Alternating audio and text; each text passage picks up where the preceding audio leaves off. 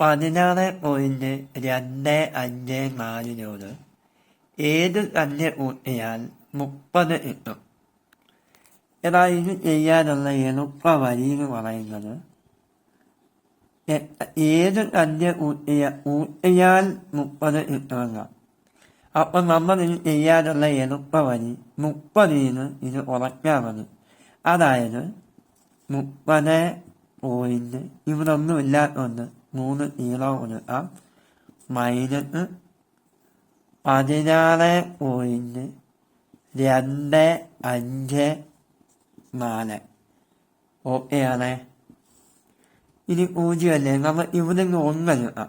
ഇപ്പൊ ഇവിടെ 1 വരുമ്പോ 10 10 4 പോയാൽ 6.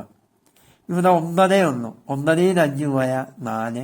ഇവിടെ 9 ഉണ്ട്, 9 2 പോയാൽ 7.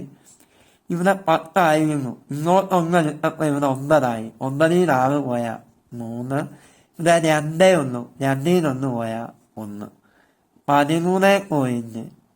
13.764 കൂട്ടിയാലാണ് നമുക്ക് 30 കിട്ടുന്നത് കേട്ടോ. ആൻസർ 13.746.